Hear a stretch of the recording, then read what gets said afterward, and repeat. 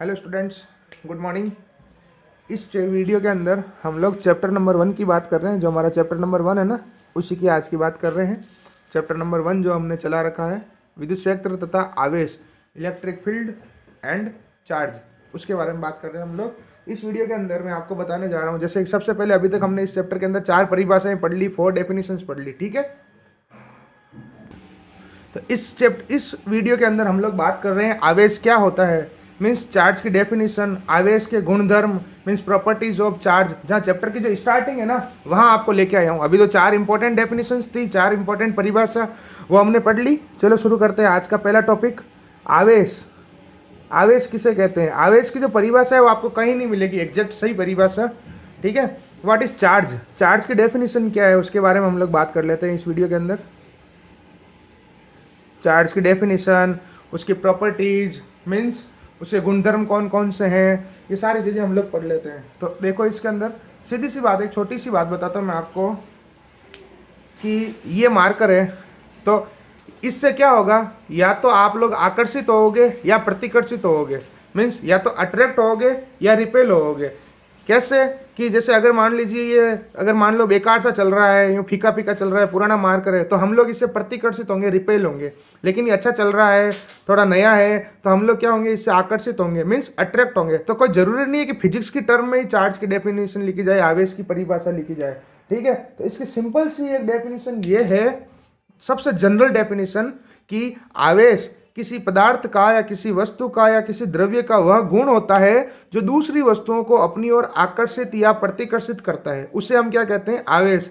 Means charge is the property of any substance with either attract और repel other substances towards it, it is called charge. ये तो एकदम फालतू की definition, इसलिए मैंने लिखी नहीं। क्या बोली मैंने अभी? जनरल बात बोली कि आवेश, क्योंकि ये चुंबक के लिए, मैग्नेट के लिए भी राइट है ये लाइन है कि आवेश किसे कहते हैं, किसे कहते हैं आवेश। Means charge is the property of any substance which either attract और repel other substances towards it, it is called charge. Means आवेश क्या है, किसी पदार्थ का, द्रव्य का वह गुण है जो दूसरी वस्तुओं को अपनी ओर आकर्षित या प्रतिकर्षित करता है, उसे आवेश कहते हैं। कभी नहीं पूछेगा आपको चार्ज की, आवेश की परिभाषा, लेकिन फिर भी आनी चाहिए आपको। अब एक चीज ध्यान रखना, हमारे जो पार्ट नंबर 1, 2, 3, 4 है, जैसे मैं आपको एक सिंपल सी बात बताता हूँ, इससे पहले जो अभी लाइन बोल रहा हूँ उससे पहले एक बात बताता हूँ। जैसे एक बच्चा छोटा है, तो सबसे पहले क्या वो चलना शुरू हो जाता है? नहीं चलता है, छोटा बच्चा थोड़ी चल पाता है। फिर वो थोड़ा बड़ा होता है, यानी कि स्टार्टिंग के 6 महीने में वो स्थिर होता है, स्टैटिक होता है, रुका हुआ रहता है। मैं चार्ज की बात कर रहा हूँ, कहानी नहीं सुना रहा हूँ। तो हम एक छोटे बच्चे की बात करते हैं कि छोटा बच्चा जो है अभी अभी पैदा हुआ, 6 महीने तक स्टैटिक रहेगा, यानी स्थिर रहेगा, ठीक है। फिर उसके बाद में क्या होगा, वो घुटनों के बल चलना शुरू करेगा, यूं पैरों से चलना शुरू करता ना, यूं नीचे लेट के चारों हाथों और पैरों के सहायता से, ऐसे, ठीक है। फिर धीरे धीरे क्या होगा, वो लंगड़ाते लंगड़ाते चलेगा, यानी धीरे धीरे धीरे धीरे, और उसके बाद में वो एकदम से चलेगा, और उसके बाद में सही से चलेगा, थोड़ा बड़ा होगा जब, और उसके बाद में वो क्या करेगा, जब 20 साल 22 साल का हो जाएगा तो भागना भी शुरू कर सकता है, मतलब 10 साल का भी हो जाएगा तो भी भाग जाएगा। कहने का मतलब इन द सेंस, चार्ज जो है वो 3 टर्म के अंदर हो सकता है, के तो फिर स्थिर आवेश हो सकता है, के गतिशील आवेश हो सकता है, या त्वरित आवेश हो सकता है। मीन्स या तो चार्ज स्टैटिक है, या चार्ज मूविंग है, या चार्ज एक्सिलरेटिंग है। तीनों में क्या डिफरेंस है कि एक चीज तो रुकी हुई है, एक चीज सीधी चल रही है तमीज से, जैसे ट्रेन चलती है उस टाइप से, और एक बस चलती है इस टाइप से, कैसे भी चल सकता है। यानी कि आवेश जो है वो या तो स्थिर आवेश होगा, यानी स्टैटिक चार्ज होगा, या आवेश गतिशील होगा। गतिशील का मतलब हो गया नियत वेग से, मीन्स कांस्टेंट स्पीड या कांस्टेंट वेलोसिटी से चल रहा है, मीन्स तमीज से चल रहा है। और एक हो गया हमारा आवेश जो है वो त्वरित हो गया, यानी उसके वेग में परिवर्तन आ गया, यानी अपनी मर्जी से चल रहा है, कभी धीरे कभी तेज, ऐसे। यानी चार्ज जो है एक्सिलरेट हो रहा है, एक्सिलरेशन जो होता है ना, एक्सिलरेशन वो वाला हो जाता है। तो तीनों के अंदर क्या है कि हमारे फिजिक्स फर्स्ट के अंदर चैप्टर नंबर, जो अब मैं लाइन वो बोलने जा रहा हूँ जो अभी पहले बोलने वाला था, पार्ट नंबर 1, 2, 3, 4, इन चारों में आवेश स्थिर है। Part number 1, part 2, part 3, part 4 में आवेश स्थिर है, चार्ज जो है वो स्टैटिक है। इसीलिए इस यूनिट का नाम है इलेक्ट्रोस्टैटिक्स। अगर आपने अपनी स्कूल में पढ़े होंगे तो आपके सर ऐसे हेडिंग लगाते होंगे स्टाइल मार के, इलेक्ट्रोस्टैटिक, स्थिर वैद्युतिकी, क्योंकि इस पार्ट के अंदर आवेश जो है वो स्थिर है। आपको ध्यान रखना है, चारों चैप्टर के अंदर जो चार्ज है वो स्टैटिक है, ओके।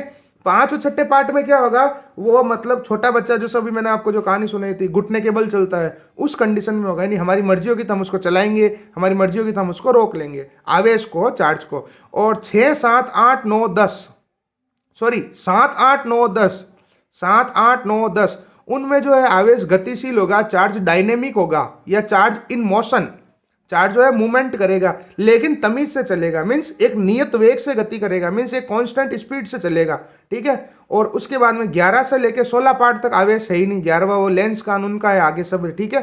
17वां पार्ट जब आएगा लास्ट हमारा विद्युत चुंबकीय तरंग, इलेक्ट्रोमैग्नेटिक वेव्स, उसके अंदर जो है आवेश त्वरित हो जाएगा, मीन्स चार्ज जो है वो एसिलरेट हो जाएगा, यानी भागने लग जाएगा वो। उम्मीद करता हूँ बात समझ में आई होगी। तो सबसे पहले मैं यहाँ पे कुछ 3 लाइन लिखने जा रहा हूं, और उन 3 लाइन पे बोर्ड में क्वेश्चन भी आया हुआ है। 2017 के अंदर क्वेश्चन आया था कि अगर आवेश स्थिर है, स्थिर का नहीं आया था, गतिशील का आया था। आवेश अगर स्थिर है, ये एक इंपॉर्टेंट लाइन है बच्चों, आवेश अगर स्थिर है, आवेश क्या है, स्थिर है, मीन्स चार्ज जो है वो स्टैटिक है, तब दूसरी कंडीशन और क्या हो सकती है, क्या होगा दूसरी कंडीशन, आवेश जो है वो गतिशील है। फिर अभी ऊपर चार्ज की डेफिनेशन बनाता हूं वापस,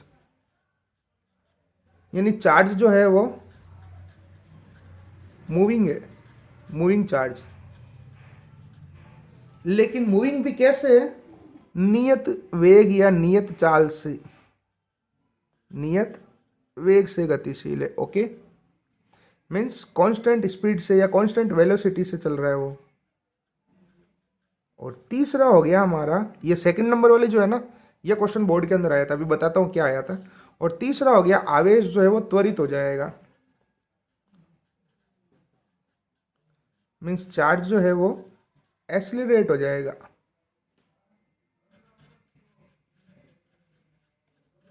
इन तीनों के अंदर क्वेश्चन क्या पूछता है आप लोगों को, मेनली इन तीनों के अंदर बच्चों क्वेश्चन ये पूछता है कि जब आवेश स्थिर है तब कौन से क्षेत्र उत्पन्न होगा, मीन्स कौन सा फील्ड जनरेट होगा। और दूसरा कि आवेश जब गतिशील है, ठीक है, मीन्स चार्ज जब मूविंग कर रहा है तब कौन कौन से क्षेत्र उत्पन्न होंगे, मीन्स कौन कौन से फील्ड जनरेट होंगे। और जब तीसरा प्रश्न हो गया आवेश जब त्वरित है तब कौन कौन से क्षेत्र उत्पन्न होंगे, कौन कौन से फील्ड जनरेट होंगे। तो ये जो सेकंड नंबर क्वेश्चन है ना, ये बोर्ड के अंदर आ चुका है 2017 के अंदर। क्या क्वेश्चन आया था कि नियत वेग से गतिशील आवेश द्वारा उत्पन्न क्षेत्रों के नाम लिखिए, name the field generated by moving charge with a constant speed. तो मैं आपको जल्दी से बता देता हूं कि जब आवेश स्थिर होगा तो विद्युत क्षेत्र उत्पन्न होगा, कौन क्या उत्पन्न होगा, विद्युत क्षेत्र, जो हमने पहले ही पढ़ लिया है अभी कल परसों। मीन्स चार्ज जो है वो स्टैटिक है, रुका हुआ है, तब कौन सा फील्ड जनरेट होगा, विद्युत क्षेत्र, इलेक्ट्रिक फील्ड। कौन सा फील्ड जनरेट होगा, इलेक्ट्रिक फील्ड। केवल ये एक ही होता है, ठीक है। दूसरी चीज ये एक इसका, जब आवेश गतिशील होगा नियत वेग से, चार्ज जब मूविंग होगा कांस्टेंट स्पीड से, तब विद्युत क्षेत्र तो उत्पन्न होगा ही होगा, मीन्स इलेक्ट्रिक फील्ड तो जनरेट होगा ही होगा। साथ ही साथ में चुंबकीय क्षेत्र भी उत्पन्न होगा। वो कैसे होगा वो आगे पार्टों में आएगा। ये प्रश्न 3 पार्टों में है बच्चों, पहले में है, 7वें में है, 17वें में है, तीनों पार्टों में ये क्वेश्चन है। मीन्स मैग्नेटिक फील्ड भी जनरेट होगा, ठीक है। तीसरे का मैं इधर लिख लेता हूं ऊपर, यहाँ जगह नहीं है। आप लोग ध्यान ये रखना, आवेश जब स्थिर है, चार्ज जब स्टैटिक है, तो केवल विद्युत क्षेत्र उत्पन्न होगा, ओनली इलेक्ट्रिक फील्ड जनरेट होगा, ठीक है। आवेश जब गतिशील है नियत वेग से, यानी चार्ज जब है मोशन कर रहा है, मूवमेंट कर रहा है कांस्टेंट स्पीड या कांस्टेंट वेलोसिटी से, तो 2 फील्ड जनरेट होंगे, एक इलेक्ट्रिक फील्ड और एक मैग्नेटिक फील्ड, मीन्स एक विद्युत क्षेत्र और एक चुंबकीय क्षेत्र। और तीसरा यहाँ पर है आवेश जब त्वरित होता है, चार्ज जब एक्सीलरेट होता है, तब कौन कौन से क्षेत्र उत्पन्न होते हैं। तब होता है एक तो विद्युत क्षेत्र, इलेक्ट्रिक फील्ड, दूसरा होता है चुंबकीय क्षेत्र, मैग्नेटिक फील्ड, और तीसरा इसके साथ उत्पन्न होती है विद्युत चुंबकीय तरंगे, इलेक्ट्रोमैग्नेटिक वेव्स। ये चैप्टर नंबर 17 का नाम है। तीसरा में क्या उत्पन्न हो जाएगा, भाई सीधी बात है, ध्यान से सुनना, पहले में सिर्फ एक चीज उत्पन्न होती है, दूसरे में दोनों चीजें उत्पन्न होती है, तीसरे में तीन चीजें उत्पन्न होती है। कौन कौन सी होती है, मैं इस साइड में लिख लेता हूँ, यहाँ पे तीर लगा के, आप लोग थोड़ा समझ लेना है, जगह नहीं है, कंफ्यूज मत होना। एक तो विद्युत क्षेत्र उत्पन्न होगा, क्या उत्पन्न होगा, विद्युत क्षेत्र, पूरा लिखना है, वी क्षेत्र मत लिखना, पूरा लिखना है, इलेक्ट्रिक फील्ड। दूसरा हो गया हमारा चुंबकीय क्षेत्र, मीन्स मैग्नेटिक फील्ड, पूरा लिखना बच्चों, पहले कह रहा हूं। और तीसरा हो गया हमारा विद्युत चुंबकीय तरंगे उत्पन्न होगी, विद्युत चुंबकीय तरंगे उत्पन्न होगी, इलेक्ट्रोमैग्नेटिक वेव्स जनरेट होगी।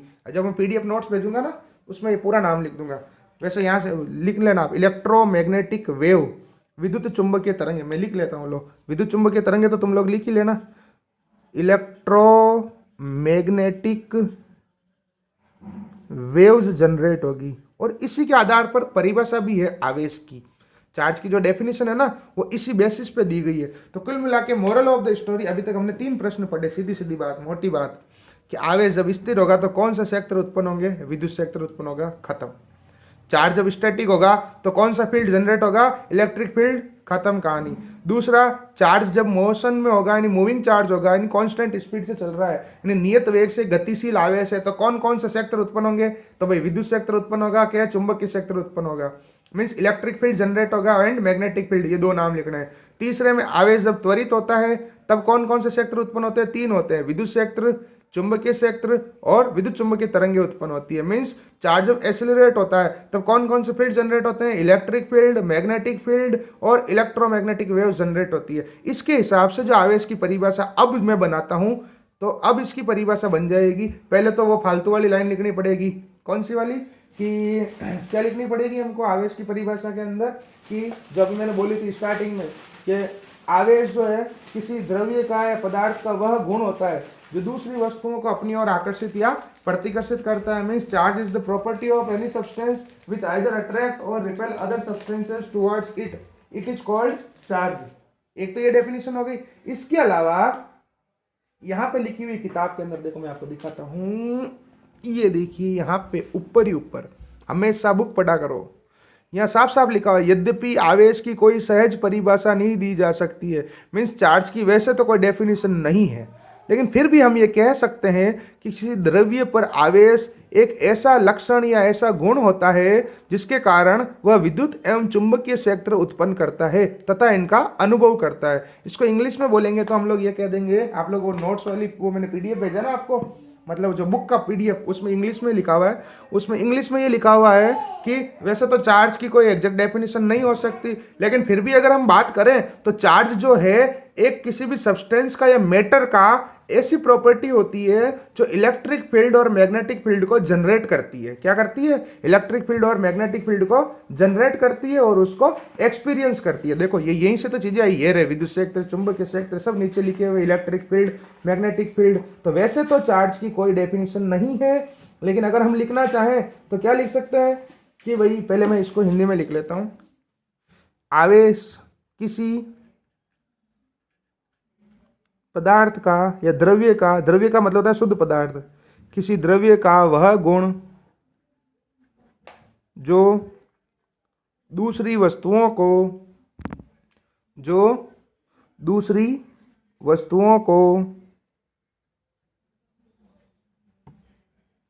आकर्षित अथवा प्रतिकर्षित करता है, आकर्षित या प्रतिकर्षित करता है। अब पैराग्राफ चेंज करके लिखना, अतः आवेश द्रव्य का एक ऐसा लक्षण या गुण होता है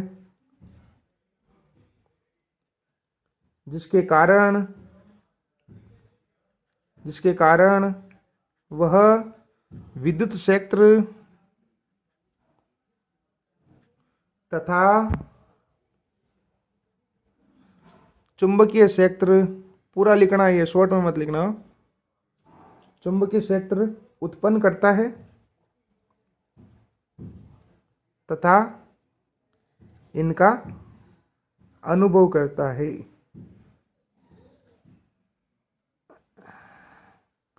means charge is the property of any substance.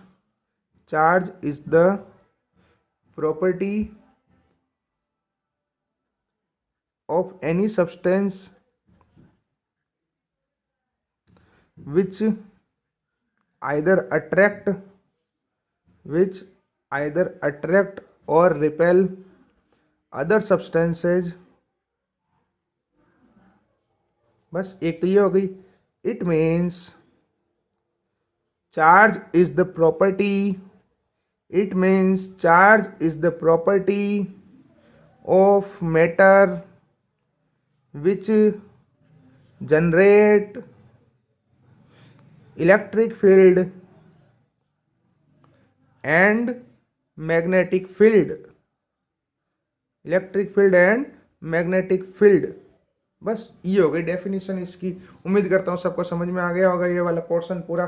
अब आगे की बात कि आवेश की खोज किसने की, क्या की, कितने प्रकार के होते हैं, वो सब. सबसे पहले वापस मार्कर यूज कर लेते हैं. वो तो क्या बड़ी डेफिनेशन थी इसलिए पेन से लिख दी. आवेश की जो खोज हुई ना, आवेश की खोज, डिस्कवरी, वो की थी, कई किताबों में लिखा हुआ है बेंजामिन फ्रैंकलिन, लेकिन उन्होंने नहीं की थी. ये की थी आवेश की खोज थेल्स ने. किसने की थी? थेल्स ने. और कब की थी? 600 BC, मतलब 600 ईसा पूर्व. कहने का मतलब 2020 साल तो ये वाले, और उससे भी 600 साल पहले. इतने साल हो गए आवेश की खोज हुए. और आवेश जो है वो दो प्रकार के होते हैं, सबको पता है. आवेश जो है, चार्ज जो है, वो दो टाइप के होते हैं, सबको पता है. प्रकार, टाइप्स कौन कौन से होते हैं? एक तो धनावेश और एक ऋणावेश. मीन्स पॉजिटिव चार्ज, और एक होता है नेगेटिव चार्ज. एक होता है उदासीन, न्यूट्रल, लेकिन वो इसका प्रकार नहीं है, टाइप नहीं है. वो तो ये हो गया कि जैसे मान लो किसी में 5+ 5- हो गया तो उदासीन हो गया, न्यूट्रल हो गया, बस इतना सा. तो ये आवेश का जो ये वर्गीकरण किया ना, कि आवेश जो है दो प्रकार के होते हैं, मीन्स इसका जो क्लासिफिकेशन किया था ना, वर्गीकरण, क्लासिफिकेशन, कि भाई आवेश जो है वो दो टाइप के होते हैं, ये बताया था हमारे बेंजामिन फ्रैंकलिन ने. किसने बताया था? वैज्ञानिक का नाम क्या था? Benjamin Franklin. Benjamin Franklin. इसी के हिसाब से चार्ज की एक यूनिट भी है इसके नाम के आधार पर. अब आवेश के जो गुणधर्म है, जो चार्ज की जो प्रॉपर्टीज है, उसके नाम बता देता हूं मैं आपको यहाँ पे. पहले 3 थी कोर्स में, अब 4 है. पहला जो है, अब यहाँ पे इसको पेन से लिख देता हूँ ताकि यहीं पे इसकी थोड़ी डिटेल भी बता देता हूँ. पहला जो है वो है आवेश संरक्षण का नियम. आवेश का संरक्षण ऐसे लिख देते हैं, conservation of charge. Conservation of charge. दूसरा हो गया आवेश की योज्यता. अभी एक एक को डिटेल में पढ़ना है. आवेश की योज्यता means additivity of charge. Additivity of charge.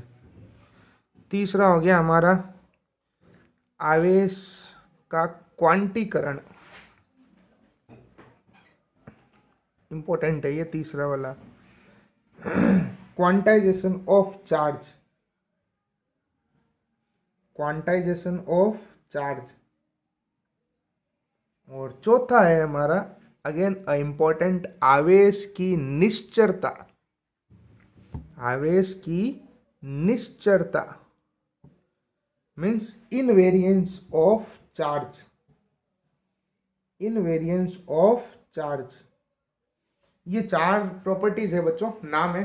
अब यहां पर देखो, भाषण देने से पहले मैं आपको ये बता दूं कि एक प्रश्न है पाठ के पीछे, आपके पास किताब होगी तो मैं आपको बता देता हूँ, हमेशा पढ़ते समय किताब लेके बैठा करो बेटा। 120 रुपये की आती है, महंगी नहीं आती है। इंग्लिश मीडियम वाले भी एडवाइजर वगैरह ले लो, कोई बात नहीं, सवालों के लिए तो ले ही सकते हो। बाकी अगर आपको इंग्लिश मीडियम वाले, कल 2-3 बच्चों ने मुझे पूछा था सर बुक कौन सी खरीदे, तो वैसे तो आपको बुक की जरूरत नहीं है, लेकिन अगर आपको लेनी है तो साइंस पब्लिकेशन वाली ले लेना बेटा, SP वाली, लेकिन ओरिजिनल लाना, उसमें डुप्लीकेट आती है, संजीव वाली भी आती है, वो मत लाना है। वैसे जरूरत नहीं है किताब की आपको। अब यहाँ पे देखो, ये रहा क्वेश्चन, यहाँ पे ये रहा क्वेश्चन नंबर 11। उस प्रयोग का नाम लिखिए जिससे विद्युत आवेश की क्वांटम प्रकृति की स्थापना हुई। प्रश्न संख्या 11। पाठ के पीछे अति लघुतरात्मक प्रश्न, चैप्टर के पीछे वेरी शॉर्ट का question number 11। Name the experiment by which quantum nature of charge is being proved. Name the experiment by which the quantum nature of charge is being proved. यानी उस प्रमुख प्रयोग का नाम लिखिए जिससे विद्युत आवेश की क्वांटम प्रकृति की स्थापना हुई। तो ये जो आवेश का क्वांटीकरण है ना, इसी को हम क्या कहते हैं, क्वांटम प्रकृति, मीन्स क्वांटम नेचर।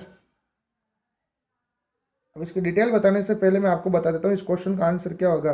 तो सीधी बात है, इसकी जो पुष्टि हुई थी, मतलब जो खोज हुई थी, मतलब जो डिस्कवरी हुई थी, उस समय जो एक्सपेरिमेंट किया गया था, उस प्रयोग का क्या नाम था?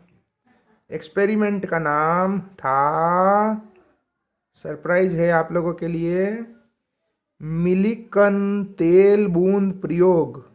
मिलिकन तेल बूंद प्रयोग, याद रखना, पाठ के पीछे प्रश्न है। मुझे ये पूरी 12वीं की किताब है ना, लेफ्ट राइट याद है बच्चों, कि लेफ्ट में क्या लिखा हुआ है, राइट में क्या लिखा हुआ है, पूरे कोर्स के अंदर। मिलिकन, अभी आपको पता, तो आपको तो खैर नहीं पता है, मैं अभी 13 घंटे लाइव क्लास ले रहा हूँ बेटा, 6 घंटे स्कूल की, इसके अलावा यूट्यूब पे इतने सारे बैचेज बने हुए हैं। Millikan oil drop, Millikan oil drop experiment. और मेरे पास नोट्स भी हर साल के पड़े हैं, लेकिन मैं हर साल नए बना रहा हूँ। जैसे आपको मैंने पहले चैप्टर के पूरे तो भेज दिए, वो पिछले साल के, लेकिन हम आपको उनको फेयर में नहीं लिखना है, फेयर के लिए मैं अलग भेज रहा हूँ आपको रोज के नोट्स, रोज 2 पेज 4 पेज जो भी है, ठीक है। तो ये हो गया आवेश के गुणधर्म के अंदर जो आवेश की क्वांटम प्रकृति जो है उसकी खोज इस प्रमुख प्रयोग द्वारा हुई थी। तो इसका आंसर हो जाएगा बच्चों मिलिकन तेल बूंद प्रयोग, ठीक है। क्वांटाइजेशन ऑफ चार्ज जो है वो किससे प्रूव हुआ था? मिलिकन ऑयल ड्रॉप एक्सपेरिमेंट से। ये अपन ने हाईलाइट करके यहीं पे लिख दिया अलग से। उम्मीद करता हूँ सबको बात समझ में आई होगी। चलिए आगे बढ़ते हैं। अब हम लोग बात कर लेते हैं आवेश के, वो क्या बोलते हैं उसको, मात्रकों के बारे में। चार्ज की जो यूनिट्स है ना, उनकी बात कर लेते हैं हम लोग, ठीक है। अच्छा, उससे पहले एक छोटी सी चीज और बताता हूँ मैं आप लोगों को, यहीं पे बता देता हूँ कि मुझे एक बात बताओ, यहाँ लिख लेता हूँ मैं इस कोने में, इधर जगह पड़ी है यहाँ पे। मुझे एक बात बताओ कि ये प्लस चार्ज और प्लस चार्ज में कौन सा बल लगेगा? प्रतिकर्षण लगेगा, सबको पता है, रिपल्सन लगेगा, ठीक है। और माइनस चार्ज और माइनस चार्ज में क्या लगेगा? इनमें भी प्रतिकर्षण लगेगा, रिपल्सन होगा। और एक प्लस होगा और एक माइनस होगा तो आकर्षण होगा, अट्रैक्शन होगा। और एक माइनस होगा और एक प्लस होगा तो भी आकर्षण होगा, अट्रैक्शन होगा। ये बात सबको पता है, इसलिए ज्यादा भाषण इस पर नहीं दूंगा। लेकिन अगेन पाठ के पीछे अगेन प्रश्न, मुझे क्वेश्चन कराने का तो बहुत शौक है, यूं समझ लो आप लोग। ये रहा क्वेश्चन नंबर 5वां और 6ठा, जो अति लघुतरात्मक प्रश्न है, किताब के पीछे किताब लेके बैठा करो बेटा, ठीक है। वेरी शॉर्ट का क्वेश्चन नंबर 5 और क्वेश्चन नंबर 6। यहाँ पे एक प्रश्न दे रखा है कि दो बिंदु आवेश Q1 तथा Q2 के लिए Q1 dot Q2 less than 0 है, तो दोनों के मध्य बल कौन सा लगेगा? और छठा प्रश्न एक का ये है, उसमें लेस देन की जगह ग्रेटर देन लिख दिया। मीन्स दो चार्जेस है हमारे पास में Q1 और Q2। इस क्वेश्चन को मैं आपको सोल्व करा देता हूँ। वेरी शॉर्ट का क्वेश्चन नंबर 5 और क्वेश्चन नंबर 6, ठीक है। अति लघुतरात्मक का प्रश्न संख्या 5 और प्रश्न संख्या 6। तो वो कह रहा है कि Q1 dot Q2 less than 0 हो तब कौन सा बल लगेगा, कौन सा फोर्स लगेगा? और Q1 Q2 ग्रेटर देन 0 हो तब कौन सा फोर्स लगेगा? तो कॉमन सेंस की चीज है, यहाँ पर दो संख्याओं का गुणा जो है, यहाँ पर दो संख्याओं का जो गुणा है वो 0 से छोटा है। फर्स्ट कंडीशन में यही तो मीनिंग हुआ है इसका। तो दो संख्याओं का, दो नंबर का मल्टीप्लीकेशन, प्रोडक्ट या गुणा 0 से छोटा कब होता है? जब एक प्लस होता है ना एक माइनस होता है, जैसे कि +5 को और -5 को गुणा कराओ, देखो कितना आता है, -25 आता है ना, इतना सबको पता है ना। तो इसका मतलब एक प्लस है और एक माइनस है, जब भी तो गुणा जो मल्टीप्लीकेशन है वो 0 से छोटा आएगा। तो अब आप बताओ इन दोनों में कौन सा बल लगेगा, कौन सा फोर्स लगेगा, एक प्लस है एक माइनस है, आकर्षण लगेगा, बिल्कुल वेरी गुड, सही बोल रहे हो आप लोग, अट्रैक्शन। हालांकि आपने जो बोला वो मैंने सुना नहीं, तो ऐसे ही कह रहा हूँ, हंसी आ रही है आप लोगों को, चलो कोई नहीं, गुड। यहाँ पर दोनों संख्याओं का जो गुणा है वो 0 से बड़ा है, मीन्स दोनों का जो प्रोडक्ट है, गुणा है, मल्टीप्लीकेशन है दो नंबर का, वो 0 से ग्रेटर है। तो 0 से ग्रेटर कब हो सकता है, क्या तो +5 और +5 को गुणा करा दो। मैं तो उदाहरण दे रहा हूँ 5 का एग्जाम्पल, ऐसा कोई जरूरी नहीं है 5 को ही करवाओ। तो +5 कितना हो गया, +25। या हो सकता है -5 और -5 को गुणा करा दो मल्टीप्लाई, तो भी +25 हुआ। देखो 5 × 5 25 और माइनस माइनस प्लस हो जाएगा। यानी कि अब बताओ इन दोनों में कौन सा बल लग रहा है, इन दोनों में प्रतिकर्षण लग रहा है, इन दोनों में प्रतिकर्षण लग रहा है, यानी इसका आंसर हो जाएगा प्रतिकर्षण, रिपल्सन। उम्मीद करता हूं आपको दोनों क्वेश्चन समझ में आ गए होंगे। खुले खुले लिख के आ जाना है इनके आंसर इस तरीके से। आया मजा? चलिए आगे बढ़ते हैं। ये हो गए हमारे 2 क्वेश्चन। चलो बात आ गई तो एक क्वेश्चन और बता देता हूँ, यहाँ पर ही है, यहीं पर है थोड़ा सा। ये रहा हमारे किताब के अंदर क्वेश्चन नंबर, वही अति लघुतरात्मक प्रश्न का, वेरी शॉर्ट का। देखो हमने 11वां अभी पढ़ लिया क्वेश्चन, 11 क्वेश्चन। हिंदी वाले हिंदी में देख लो, इंग्लिश वाले इंग्लिश में देख लो। कि उस प्रयोग का नाम लिखिए जिसमें आवेश की क्वांटम प्रकृति की स्थापना हुई है। Name the experiment by which quantum nature of charge ये प्रूव्ड। कौन सा था, अभी बताया था मैंने, मिलिकन तेल बूंद प्रयोग, means Millikan oil drop experiment. फिर यहाँ पे 12वां क्वेश्चन देखो, विद्युत द्विध्रुव आघूर्ण की परिभाषा लिखिए, ये इस साल आएगा क्वेश्चन।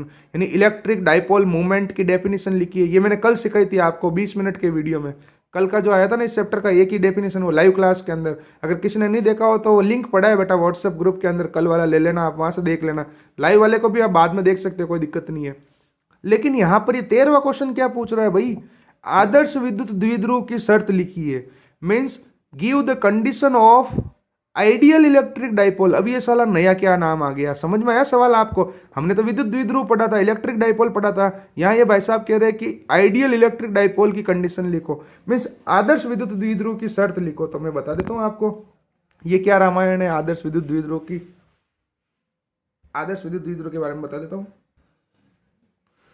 देखो क्या है यहाँ पे आदर्श विद्युत द्विध्रुव के लिए।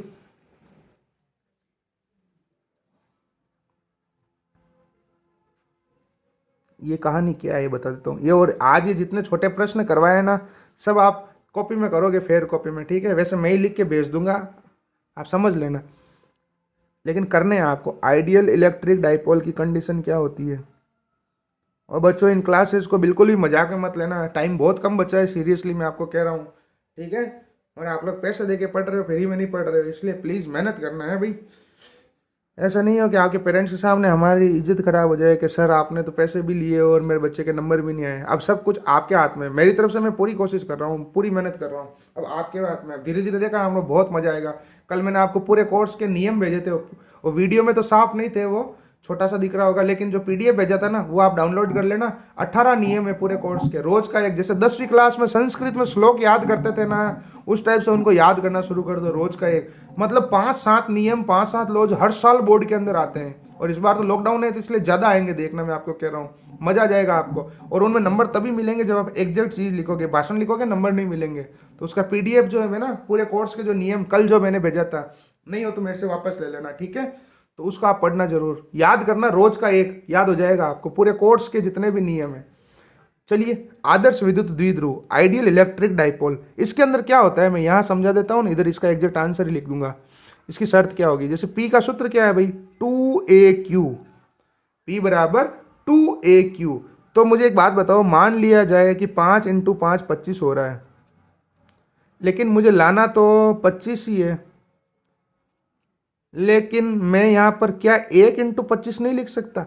1 × 25 भी तो 25 होता है। यानी कि मैं ये चाहता हूं कि ये जो दूरी है 2 है, जो दोनों चार्जेस के बीच में जो डिस्टेंस है वो लोवेस्ट हो जाए, और जो उसका चार्ज का जो मैग्नीट्यूड है, यानी आवेश का जो परिमाण है, वो मैक्सिमम हो जाए, अधिकतम हो जाए। और यही आदर्श विद्युत द्विध्रुव की शर्त है। ये मान भी नहीं बदलना चाहिए, और इधर जो दूरी है ना दोनों आवेशों के बीच की, वो -Q और +Q, ये जो 2a दूरी थी ना वो नगण्य होनी चाहिए, नेग्लिजिबल होनी चाहिए।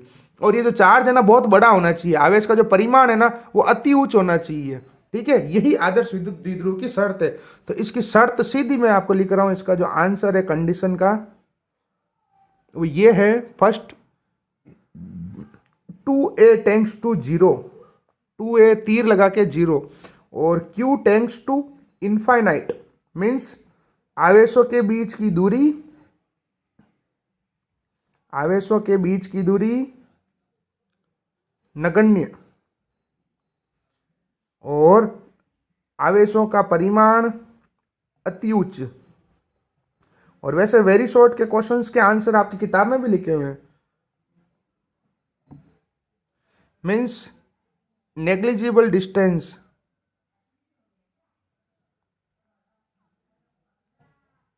बिटवीन चार्जेस एंड मैक्सिमम या ग्रेटर मैग्नीट्यूड ऑफ चार्ज। ये भी एक इंपॉर्टेंट क्वेश्चन है बच्चों, बोर्ड के लिए, साल के लिए। आप लोग किताब देखोगे ना बोर्ड वाली जो मैंने आपको पीडीएफ भेजा, वो भी और इधर भी, ये आपके यहाँ पे ये देखो, ये वेरी शॉर्ट क्वेश्चंस के आंसर लिखे हुए हैं यहाँ पे, ये रहे सारे क्वेश्चंस के आंसर लिखे हुए हैं यहाँ पे, हिंदी इंग्लिश दोनों किताबों में लिखे हुए हैं। ठीक है, सिर्फ अति लघुत्रात्मक प्रश्नों के सबके उत्तर लिखे हुए हैं आपके पास। तो हमने यहाँ पे 4 वेरी शॉर्ट क्वेश्चन कर लिए, अति लघुत्रात्मक प्रश्न कर लिए। चलिए अब हम आगे बढ़ते हैं हम लोग इसी वीडियो के अंदर। अब हम बात करते हैं आवेश के मात्रक कौन कौन से हैं। और आवेश जो है एक अदिश राशि है, खुशी की बात, लपड़ा ही खत्म, नहीं तो और सदिश होता तो लपड़ा होता। चार्ज जो है एक स्केलर क्वांटिटी है। एक मिनट, स्क्रीन थोड़ी धुंधली हो गई, अब क्लियर हो गई। चार्ज जो है एक स्केलर क्वांटिटी है। कैसी क्वांटिटी है? Scalar quantity. अब हम बात करते हैं आवेश के गुणधर्म, आवेश के मात्रक, यूनिट्स ऑफ चार्जेस या यूनिट्स ऑफ चार्ज। इसके अंदर मजा आएगा आपको पढ़ने के लिए। ये अगर आपको पढ़ना है तो बोर्ड की बुक में पेज नंबर है ये आपका, इसमें से एक क्वेश्चन बन सकता है बेटा। पेज नंबर 1 2 3 4 नंबर पेज पे लिखा हुआ बच्चों, आवेश का मात्रक हेडिंग है, यानी यूनिट ऑफ चार्जेस है, उसके बारे में बताया गया है। तो सबसे पहले इसका एसआई मात्रक कौन सा है, नंबर 1 हो जाएगा एसआई मात्रक। एसआई तो पता है ना, इंटरनेशनल सिस्टम ऑफ यूनिट्स, अंतरराष्ट्रीय मापन वो मात्रक पद्धति। एसआई मात्रक जो है इसकी, एसआई यूनिट जो है सबको पता है, कुलाम। हाँ बिल्कुल राइट बोल रहे हो, कुलाम। ज्यादा टेंशन नहीं, सीधा ही। क्या है इसकी एसआई मात्रक, क्या हो गया एसआई यूनिट, क्या हो गई इसकी, कुलाम। कोई टेंशन नहीं, ठीक है। उसके बाद में दूसरा जो है इसका सीजीएस मात्रक। सीजीएस जो मात्रक होगा इसका, सीजीएस यूनिट जो होगी वो होगी स्टेट कुलाम। आपको एकदम बोर्ड के हिसाब से ही पढ़ा रहा हूं, ध्यान रखना, स्टेट कुलाम। उसके बाद में थर्ड जो है यहाँ पर हमारे, अच्छा थर्ड तो कोर्स में ही नहीं है, पहले था, हट गया। एम कुलाम, बहुत सारे आते हैं वो, विद्युत चुंबकीय मात्रक। चलो छोड़ो, उसके बारे में चर्चा नहीं करेंगे। इस स्टेट कुलाम को ही हम लोग कहते हैं फ्रैंकलिन। अब बोले सर ये नाम कहाँ से आया, तो याद करो, अभी मैंने आपको बेंजामिन फ्रैंकलिन का नाम सुनाया था, जिसने चार्ज का क्लासिफिकेशन किया था, मीन्स चार्ज आवेश का वर्गीकरण किया था, फ्रैंकलिन। जब भी आप वीडियो देखो रफ कॉपी लेके बैठना बच्चों, और वो रफ अलग ही डाल देना, ऐसा नहीं उसी में आप फिजिक्स केमिस्ट्री मैथ बायोलॉजी सब शामिल कर रहे हो। फिजिक्स की रफ कॉपी अलग ही रखना, ठीक है। फिजिक्स की फेयर कॉपी से ज़्यादा मजा आपको पढ़ने में रफ कॉपी में आएगा। आज से 1 महीने बाद जब आप इसको पढ़ोगे तो रफ में तो वही चीज़ लिखी है जो नोट्स में लिखी हुई है, और रफ कॉपी में तो वही लिखा हो जो आपने नोट्स में लिखा है, लेकिन रफ कॉपी के अंदर आपने कुछ ट्रिक लिखी होगी, अच्छा हाँ ये ऐसे याद किया होगा, तो वो चीज़ काम आएगी। तो फिजिक्स की रफ कॉपी भी अलग रखना, ठीक है। सीजीएस मात्रक हो गया स्टेट कुलाम या फ्रैंकलिन, स्टेट कुलाम या फ्रैंकलिन, ऐसे ही मात्रक हो गया कुलाम, ठीक है। अब इन दोनों में आपस में संबंध क्या है, दोनों में रिलेशन क्या है वो बता देता हूँ, ठीक है। इन दोनों के जो अंदर संबंध है वो ये है, एक कुलाम बराबर, और ये भी पार्ट के पीछे अति लघुतरात्मक प्रश्न है, चैप्टर के पीछे वेरी शॉर्ट क्वेश्चन है ये वाला। एक कुलाम इज इक्वल टू 3 × 10⁻⁹ इसी को बोलते हैं हम लोग, इन दोनों का एक नाम और लिखा हुआ है बुक के अंदर, ESU means electrostatic units. Electrostatic unit, इसको हिंदी में कहते हैं स्थिर विद्युत इकाई। स्थिर विद्युत इकाई, लेकिन हिंदी में आपको नहीं देगा, वो ESU ही लिख के देगा। 3 × 10⁻⁹ ESU। तो ESU का मतलब क्या हो गया? स्टेट कुलाम फ्रैंकलिन तीसरा, मतलब इसके CGS के 3 नाम हो गए कहने का मतलब, स्टेट कुलाम फ्रैंकलिन या ESU। आगे बात सबको समझ में? ये संबंध है इन दोनों के बीच में। एक कुलाम में कितने स्टेट कुलाम होते हैं, या कितने ESU होते हैं, या कितने फ्रैंकलिन होते हैं? कितने होते हैं? 3 × 10⁹ अब आवेश का सबसे बड़ा मात्रक कौन सा है? ये क्वेश्चन भी बोर्ड में आने लायक है। आवेश का सबसे बड़ा मात्रक कौन सा है? यानी largest unit of charge, largest unit of charge वो है फेराडे। कौन सा है? फेराडे। फेरड जो है वो अलग चीज है, एक आएगा फेरड चौथे पार्ट में, ठीक है, संधारित्र वाले पार्ट में और कैपेसिटर वाले चैप्टर में। ये है फेराडे, माइकल फेराडे जो वैज्ञानिक थे ना, उनके नाम पे आवेश का सबसे बड़ा मात्रक। और एक फेराडे में कितने कुलाम होते हैं? केमिस्ट्री में भी यही है, वहां पर अलग लिखा हुआ है, अपने फिजिक्स में अलग लिखा हुआ है। अपनी फिजिक्स में 96,500 कुलाम होते हैं एक फेराडे के अंदर। केमिस्ट्री के अंदर 964 ऐसा कुछ लिखा होगा, एग्जैक्ट लिखा हुआ है वहां पे, आपने राउंड ऑफ करके लिखा हुआ है। लगभग लगभग दोनों समान ही है, तो ध्यान रखना। विद्युत रसायन जब आप पढ़ोगे ना, इलेक्ट्रोकेमिस्ट्री केमिस्ट्री के अंदर, उसके अंदर भी ये क्वेश्चन आएगा, मतलब वहां पे है, ये टॉपिक है। फेराडे के विद्युत अपघटन के नियम है, इलेक्ट्रोलाइसिस के लो है। तो कुल मिला के एक फेराडे के अंदर कितने कुलाम हो गए बच्चों? 96,500 कुलाम हो गए। आगे बात सबको समझ में? अभी जो मैंने क्वेश्चन की बात की थी, प्रश्न की बात की थी, वो ये रहा, यहाँ पर है ये क्वेश्चन। क्वेश्चन कहाँ गया कहाँ गया कहाँ गया? ये रहा ये रहा ये रहा, 18वां प्रश्न, वेरी शॉर्ट का क्वेश्चन नंबर 18। हिंदी वाले हिंदी में देख ले, इंग्लिश वाले इंग्लिश में देख ले, किताब रखे बच्चों पास में। आवेश के CGS तथा SI मात्रकों के नाम लिखिए, इनके मध्य क्या संबंध है? Means right the names of units of CGS and SI for charge. Means charge की SI और CGS यूनिट के नाम लिखने हैं और इनमें क्या रिलेशन है वो लिखना है। तो ये रहा आपके सामने चमचमाता हुआ आंसर, ये रहा कि भाई SI मात्रक तो गुरुजी हो गया कुलाम, CGS मात्रक ये 3 रहे, आपको जो पसंद है वो ले लो, चेक कर लो, स्टेट कुलाम, फ्रैंकलिन या ESU। और इन दोनों में क्या संबंध है? ये रहा, क्या रिलेशन है? 1 कुलाम इज इक्वल टू 3 × 10⁻⁹ ESU। अगली बात समझ में आप लोगों को सबको? जोर से बोलो यस सर। हाँ वेरी गुड बच्चों। चलिए अब आगे बढ़ते हैं। यहाँ पर हम इस आवेश की विमा भी लिख लेते हैं, डायमेंशन भी लिख लेते हैं। अगर आपको डायमेंशन सोल्व करनी नहीं आती ना, तो मैंने आपको कल भी कहा था, हमने यहाँ पे 11th क्लास के 2-4 वीडियो डाल रखे हैं इस यूट्यूब चैनल पे, तो उसके लिंक ले लेना आप। विमा के डायमेंशन के 3 वीडियो 10-10 मिनट के देख लेना, आपको डायमेंशन निकालनी आ जाएगी। मैं फिलहाल डायरेक्ट लिख लेता हूँ। देखो एक सूत्र होता है I = Q/T। तो Q बराबर हो गया I × T। I विद्युत धारा, इलेक्ट्रिक करंट, T टाइम समय। तो T की हो गई विमा T1 और आवेश इसकी विद्युत धारा की होती है A1 एम्पियर। तो इसकी कुल विमा हो जाएगी M0L0 T1 A1। ठीक है, ये हो जाएगी इसकी विमा डायमेंशन। ये हो गया हमारा आवेश के जो मात्रक थे ना, जो चार्जेज ऑफ यूनिट, वो कंप्लीट हो गए। अब अलग अलग स्कूलों में क्या होता है, मैंने खुद ने देख रखा है, साले इसके ऊपर दुनिया भर के मात्रक लिखा देते हैं और बोर्ड के अंदर सीधा ये क्वेश्चन आता है, उसमें जिंदगी में उसको नहीं पता कि इसमें करूँ क्या। तो आपको सीधा सीधा एक सवाल है, तुम्हें पता चल गया, SI मात्रक पूछेगा तो ये लिख दिया, CGS मात्रक पूछेगा तो ये लिख दिया, रिलेशन पूछ लिया तो ये, सबसे बड़ा पूछ लिया तो ये लिख देंगे। अब कुछ बच्चों के मन में आ रहा होगा सर सबसे छोटा कौन सा होता है?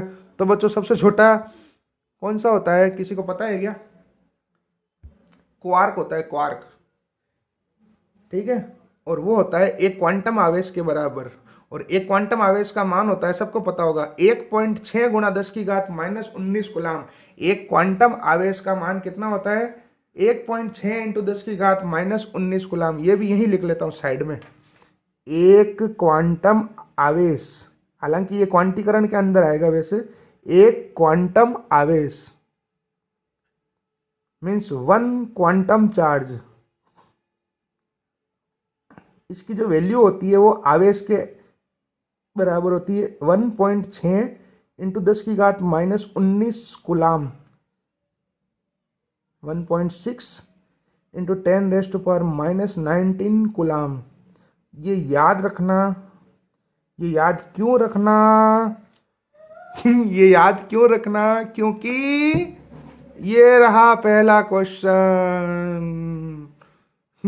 आया मजा।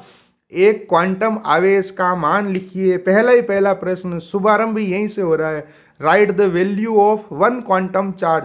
आज दिन तक आपने इतनी जगह, आप लोग अलग अलग जगह के हो, ये मेरी गारंटी है। आपका टीचर या मतलब जो भी टीचर्स होते हैं, मैंने इतने सारे टीचर्स देखे, मैं मेरी बात नहीं कर रहा हूँ, मैं भी पहले ऐसे ही करता था शुरू के 2-3 साल तक, 10 साल हो गए पढ़ाते हुए। शुरू में मैं भी ऐसे ही करता था कि किताब बंद कर दो, जो मैं नोट्स लिखा रहा हूँ वो फाइनल है, ऐसे करता था, चिल्लाते थे। हम भी ऐसे करते थे, बचपना था जब। लास्ट में पता चलता था कि हम यार इतना अच्छा पढ़ाते हैं, बच्चों के नंबर क्यों नहीं आ रहे हैं। फिर दूसरे साल से पता चलने लगा कि साले सारे सवाल तो किताब के पीछे से आते हैं। मतलब हमें ये जो किताब है ना, इसको भूत नहीं बनाना है, हमको वैसे ही पढ़ना जैसे हम 10वीं क्लास में पढ़ते थे।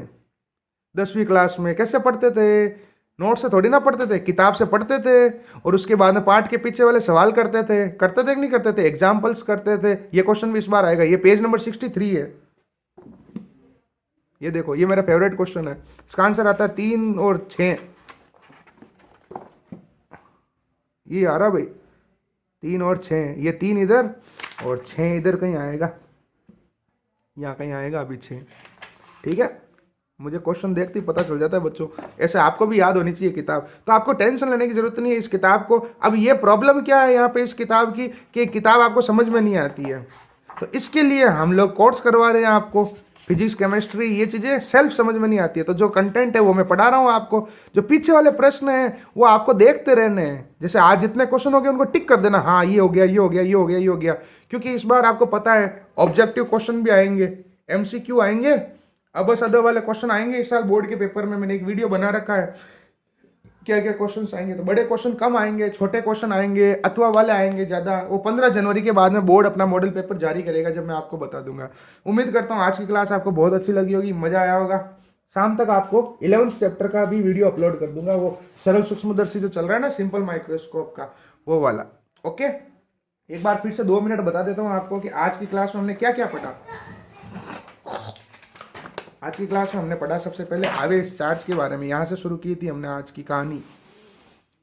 थोड़ा जूम आउट कर देता हूँ इसको, ये देखो, ये हमने आज सबसे पहले पढ़ा था। आवेश किसे कहते हैं कि किसी द्रव्य का वह गुण जो दूसरी वस्तुओं को आकर्षित या प्रतिकर्षित करता है। अतः आवेश किसी द्रव्य का ऐसा लक्षण या गुण होता है जिसके कारण वह विद्युत क्षेत्र तथा चुंबकीय क्षेत्र उत्पन्न करता है तथा इसका अनुभव करता है। Means charge is the property of any substance which either attract or repel other substances. It means charge is the property of matter which generate electric field and magnetic field. बिल्कुल फालतू है, नहीं आएगा एग्जाम में, इसको ध्यान से देखना। ये प्रश्न आने लायक है, आने लायक नहीं आएगा कि जब आवेश स्थिर होता है तो कौन सा क्षेत्र उत्पन्न होते हैं, विद्युत क्षेत्र, खत्म कहानी। मीन्स चार्ज स्टैटिक है तो कौन सा फील्ड, इलेक्ट्रिक फील्ड, टेंशन खत्म।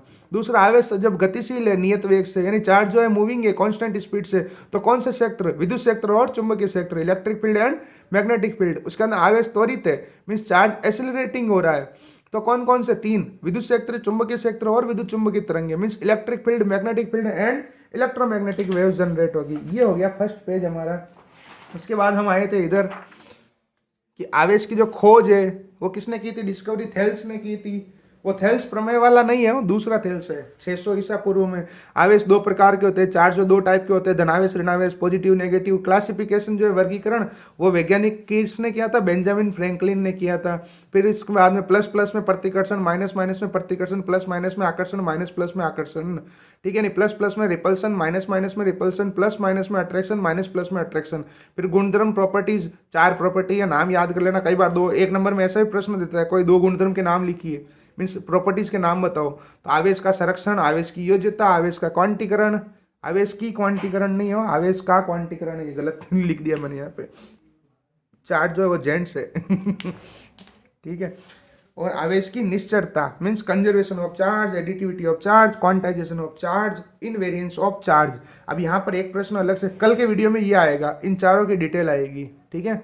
अब धीरे धीरे आपको पता चल गया होगा, मैं धीरे धीरे वीडियो की लेंथ बढ़ा रहा हूँ, क्योंकि फर्स्ट डे अगर 1 घंटे का वीडियो दे देता ना बच्चों तो आप टेंशन में आ जाते, अरे ये क्या हो रहा है। फर्स्ट डे मैंने आपको 30 मिनट का दिया, फिर सेकंड डे कल 40 मिनट का आया था शायद, आज ये 45 मिनट का हो रहा है, अभी शाम को 45 मिनट का आएगा, कल 1 घंटे का आएगा, मतलब आप समझ गए ना धीरे धीरे।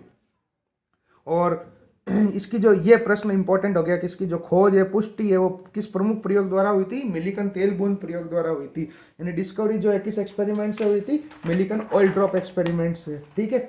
उसके बाद में यहाँ पे ये लास्ट पेज हमने ये पढ़ा था, आवेश एक अदिश राशि है, चार्ज एक स्केलर प्रॉपर्टी है, फिर इसके मात्रक, ये एसआई मात्रक, एसआई यूनिट, ये सीजीएस यूनिट, तीनों नाम सेम ही है, तीनों याद रख लेना। ये इन दोनों में संबंध एसआई और सीजीएस में, relation between SI and CGS unit of charge, ये इसके डायमेंशन वीमा, ठीक है। ये कहाँ से है वो बताया था। सबसे बड़ा मात्रक चार्ज का फेराडे, एक फेराडे में इतने कुलाम और एक क्वांटम चार्ज की इतनी वैल्यू, ये है बच्चों आज। और आप एक काम ये करना, अपनी स्कूल के और जो स्टूडेंट्स है ना उनको भी इस कोर्स के बारे में बताना बच्चों, ताकि ज़्यादा से ज़्यादा बच्चे जुड़ सके। हमने क्या, आपको पता है, हमने बिल्कुल कचरा नहीं किया, एकदम तरीके से चला रहे हैं। कैसे है कि आरबीएससी के बच्चे अलग रखे हैं, सीबीएसई, अभी मेरे पास व्हाट्सएप 8 ग्रुप बने हुए हैं, इसलिए एक्चुअली थोड़ा वीडियो है ना, टाइमिंग थोड़ा सेट नहीं हो रहा है, किसकी क्लास कितने बजे आ जाती है, लेकिन आपको वीडियोस डेली मिलेंगे, कोई दिक्कत नहीं होगी, ठीक है। चलिए, थैंक यू।